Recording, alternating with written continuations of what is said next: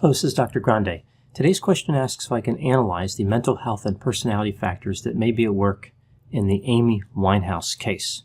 Amy Winehouse was a singer who died at age 27 in 2011. Just a reminder, I'm not diagnosing anybody in this video, only speculating about what could be happening in a situation like this. If you enjoyed this video, please like it, subscribe to my channel, and consider supporting me on Patreon. I'll put the link to Patreon in the description for this video.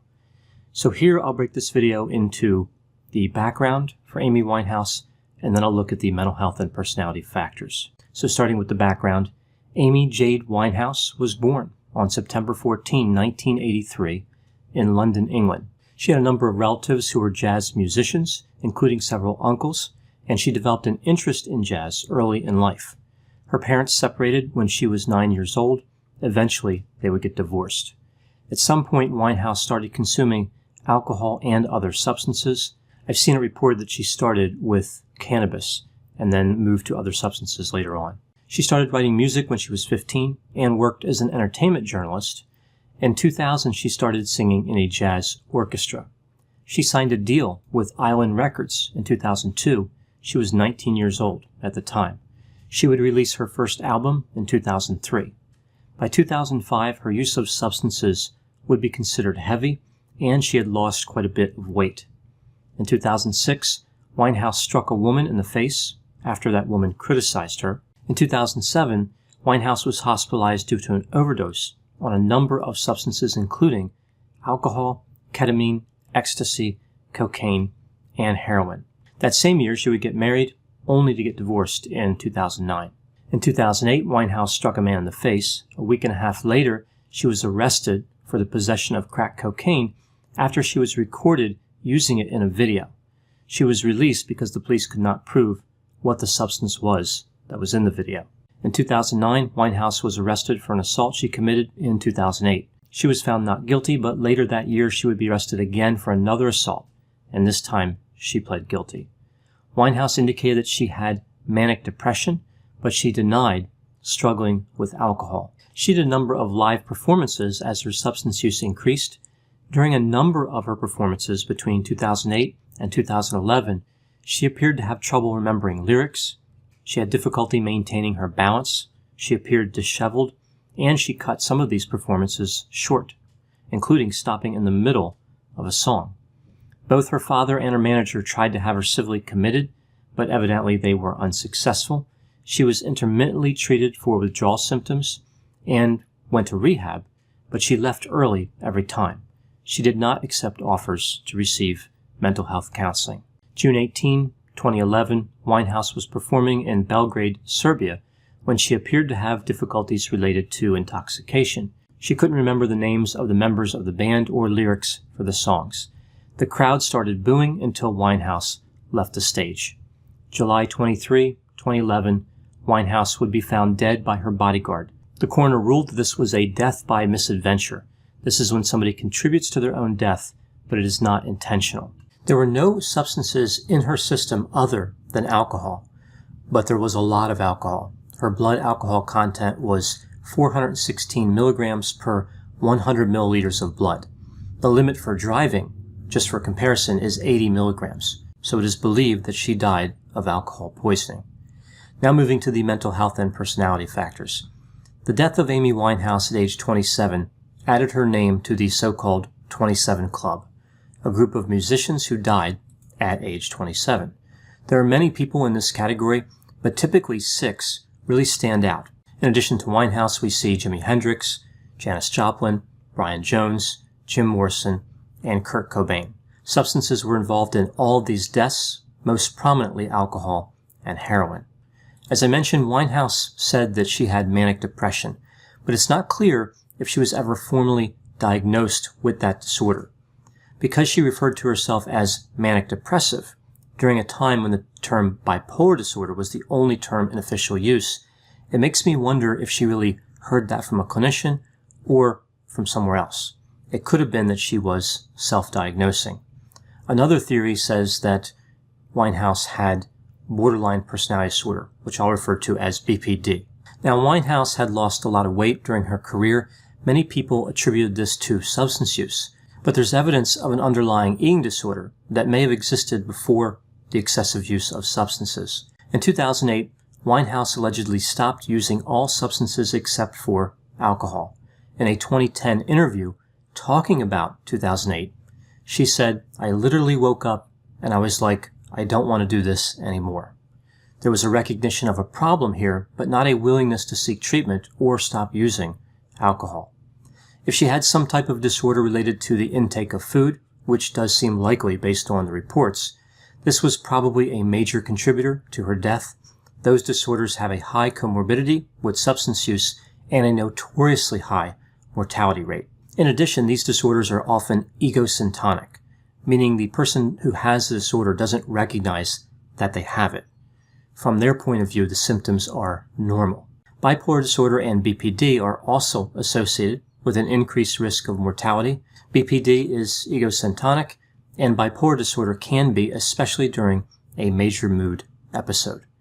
Which brings me to the question I've heard many times about this case. Did Winehouse have bipolar disorder or BPD?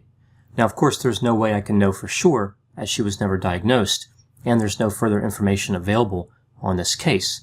It is possible that she didn't have either one, and it's possible she had both. All we can do is align certain behaviors with the symptoms of these disorders. These two disorders are often confused with one another. Misdiagnosing around these disorders is exceedingly common. It's actually a major problem in the mental health treatment community. I will look at the evidence that supports each theory, bipolar versus borderline. Bipolar disorder is characterized by episodes of mania and depression. So with mania, somebody's euphoric, irritable, they have a lot of goal-directed activity. With depression, somebody feels worthless, they don't get pleasure out of activities, they have difficulty regulating sleep and food intake. Bipolar disorder is not a personality disorder. Rather, it's a major mood disorder, like major depressive disorder. Looking at evidence that points toward this disorder, well, Winehouse said that she had it, although it appears that she was a poor historian. This means that she's not good at talking about her own history, like reporting what actually happened in her life. Bipolar disorder is consistent with substance use, but so is BPD. There were times when she appeared to have a lot of energy, but this is quite common for performers, so it's hard to distinguish mania or hypomania from enthusiasm in situations like this. Now, depression seems a little bit more clear.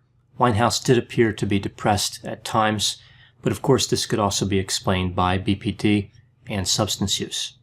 Bipolar disorder would explain her irritability, anger, aggression, impulsivity, poor judgment, insomnia, feelings of worthlessness, and her tendency to cause harm to herself.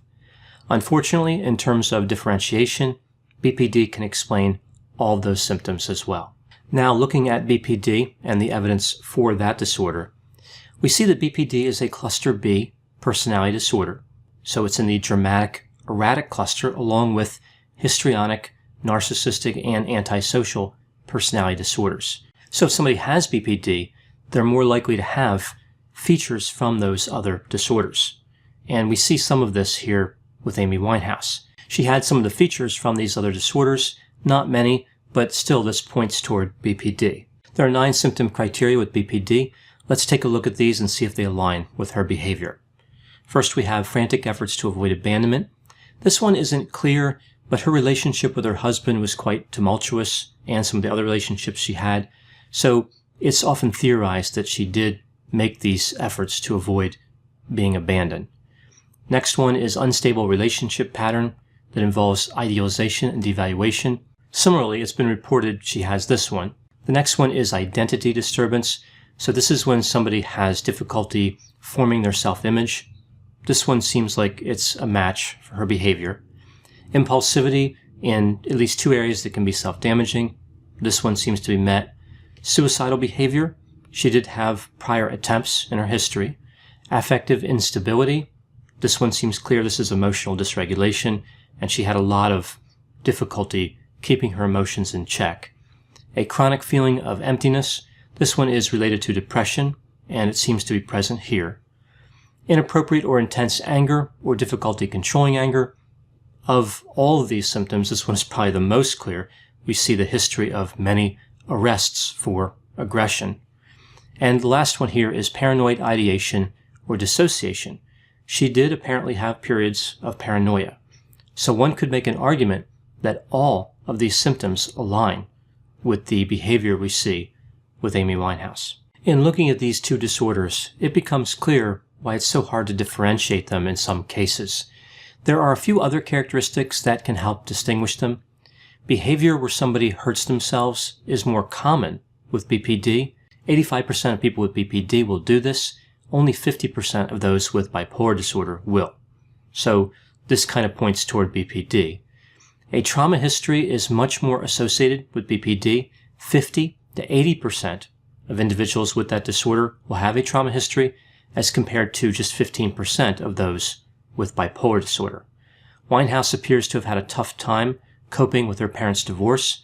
There's a lot of debate about whether something like that can actually be traumatizing or not, but regardless whether it's technically a traumatic event, it would be a stressor that could contribute to BPD because it involves a perceived rejection and a destabilization of relationships. The symptoms of BPD are often related to relational stress, so stress that occurs in the context of typically a romantic relationship, whereas with bipolar disorder, we see episodes of mania and depression. And when we don't see those episodes, we would see euthymia. So this is a period of time where the person's behavior is relatively normal, although we still see symptoms of bipolar disorder even when somebody is in a euthymic phase. This factor appears to point more toward BPD because the relational stressor component. Winehouse was in a stormy marriage that involved violence and substance use. Her husband went to prison in 2008 for assault and obstruction of justice. Selecting undesirable mates is fairly common with both BPD and bipolar disorder, but it's more common with BPD. We also see that half of the mates of people with BPD have antisocial personality features. So what was going on in a situation like this? Weighing everything, BPD seems to be the most likely, but it really is impossible to know, as I mentioned. One could make a good argument for any of the theories related to this case. So now taking a look at her personality, I conceptualized personality using the 5-factor model. I remember the 5 big traits through the acronym OCEAN: openness to experience, conscientiousness, extroversion, agreeableness, and neuroticism. So with Amy Winehouse, we see a very high level of openness to experience. She was intellectually curious. She appreciated the arts. She was creative and invested in fantasy. We see low conscientiousness. She did not have a particularly good work ethic. We also see the assaults on other people and the substance use. So a lot of evidence to kind of point toward low conscientiousness. With extroversion, we see a high level. She was assertive, friendly, gregarious, but not many positive emotions. So that one split a little bit, but overall, it would still be a high score. For agreeableness, we see a mid-range. When she was intoxicated, of course, it looked much lower, but personality really can't be measured when somebody is under the influence of substances. And with neuroticism, we see a high level. She was angry, depressed, anxious, and had difficulty resisting temptation. Unfortunately, the story of Amy Winehouse is all too familiar. A talented person becomes too famous and too wealthy too quickly. She seemed disillusioned with fame and disoriented by all the changes in her life that came with the live performances and the recording of albums and everything involved with being a high-profile musician. She may have been trying to mask the pain of a pre-existing psychopathology with substances. When somebody has comorbid mental health and substance use issues, there's always this debate about what came first. Did they have a substance use problem and then later develop a disorder? Or did they have a disorder and try to treat it with substance use? In this case, it does appear as though Winehouse had mental health symptoms prior to her excessive use of substances. No one around Amy Winehouse was effective at preventing her death, but there is evidence that they did try to help her. Actually, it appears as though people around her tried to help her many times. Now, often when people die under circumstances related to substance use, people will say, oh, if I just would have known. If we could have known what was going on, we could have stopped it. But in the case of Amy Winehouse and many other famous musicians, the whole world knew. Everybody around her knew. But we still saw a negative outcome. In the end, it was her decisions that caused her death. But those decisions were potentially influenced heavily by egosyntonic illnesses. This case reminds us of the importance of addressing the dilemma of these types of disorders. When should society have the authority to step in and mandate treatment? Wherever that line is, wherever that point is when society can step in, it seems to be significantly shifted in the case of celebrities. So their wealth and status does not afford them protection in this dimension. People really don't have a good way to prevent them from causing harm. So the wealth and fame don't protect them from themselves. So those are my thoughts on the Amy Winehouse case. Please put any opinions and thoughts in the comment section. They always generate an interesting dialogue. As always, I hope you found my analysis of this topic to be interesting. Thanks for watching.